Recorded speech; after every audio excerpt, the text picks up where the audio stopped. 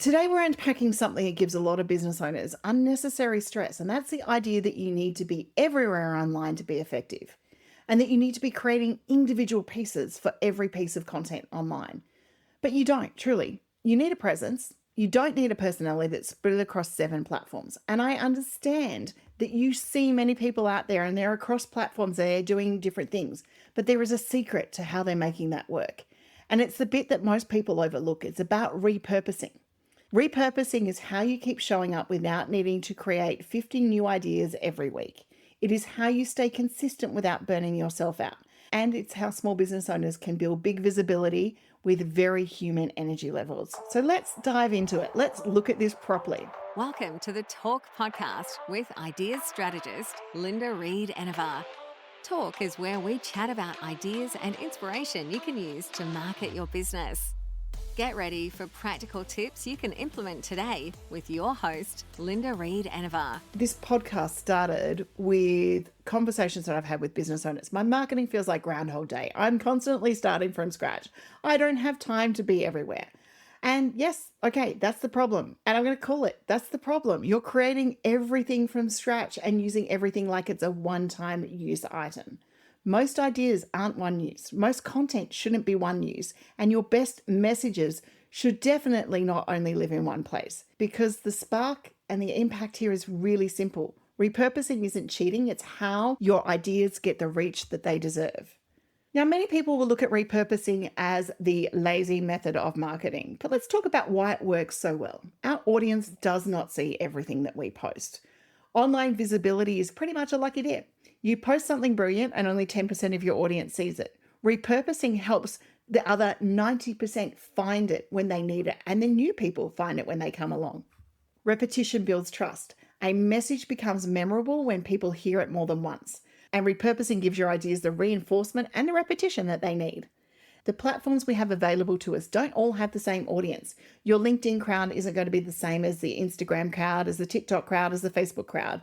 Your email list is going to be a whole different group again. And repurposing allows you to talk to each audience without reinventing the wheel. It allows you to share content with each audience without reinventing the wheel, basically. And in the end, good ideas deserve a longer life. No one puts effort into creating content hoping that it's going to disappear within 24 hours. Repurposing stretches the lifespan of your thinking, the lifespan of your ideas, and the lifespan of your content. And that in turn saves your brain. And honestly, it's my favorite reason. You don't need to be constantly generating new ideas. You need to work smarter with the ideas that you already have.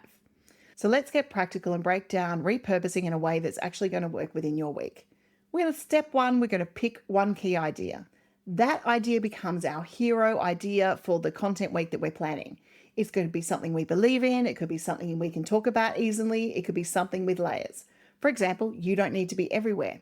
That great. That's the anchor. That's the piece of content we're going to create. So I'll create a podcast like I'm doing right now. I might create a video. I might create social posts, and that then creates the content out from there. So we start with our core piece of content, which is the podcast for me. But this needs to be for you, the content form you enjoy most, because the best content you're going to create for this comes from where you feel most comfortable. So if it's video, do a video. If it's podcast, do a podcast like I'm doing. If it's blogs, write about it. Then you can expand into the videos and podcasts from there. If it's a newsletter, write the newsletter and then get the fill pieces of content to go in there. It could be a live stream. It could be a workshop that you want to present, and then you go write all the content that leads back to ticket sales for that workshop. And then that becomes our main piece of content, and everything flows from this.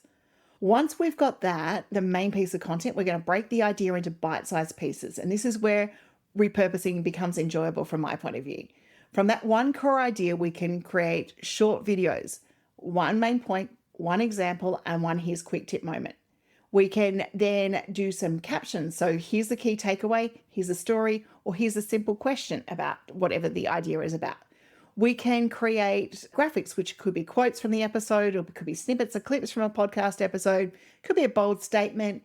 It could be 3 dot points on the main idea, or it could be video clips from your videos as well. Then we're going to create stories. So they might be the behind the scenes moment, a quick reflection. I've just recorded, I've just created this, and you're putting it up in a story. Or it could be a prompt for your audience to actually engage or listen to that podcast. And for those of you who are podcasters out there, top tip, Spotify, go listen to your podcast, share it. it'll automatically share the story with a direct link that people can connect with.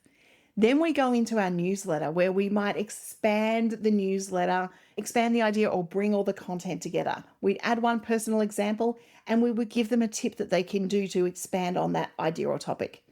If we're creating a podcast like I'm doing now or a video, we can turn the talking points into a full article, or we can take it into our favorite AI tool and get it to spin it into a blog post.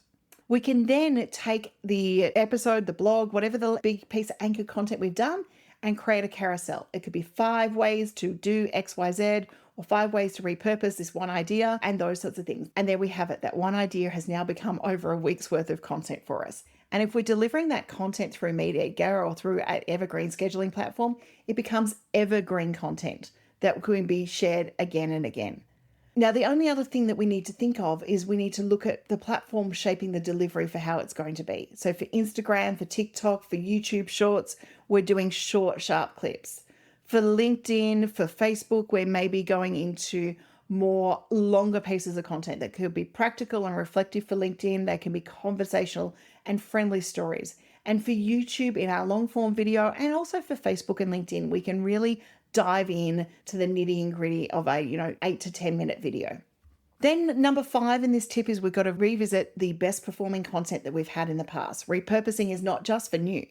We can pull from old posts, past workshops, notes in our phone, lives that we forgot about, conversations we've had, and ideas that we've scribbled on a scrap of paper. Because if we thought it was good in the past and we know it's performed well, it's engaged with people, we can use it again. And we should be using it again by creating that evergreen content. We then build ourselves a loose rhythm when it comes to our schedule. And this is where Reed-Enever in my area kicks into gear. We start to use our categories for scheduling. We might have tips on going out on a Tuesday. We might have our main blog post going out on Monday. We create that consistency in our rhythm, and then our audience knows when to turn up and see that content. Repurposing allows us to appear everywhere, but without having to create the content again and again. Your ideas get seen in more places without needing 5 new ideas for each platform every day. You remove the mental load. Instead of thinking, what do I post today? You start to go, how do I express that today? Or what have I got to share with my people today?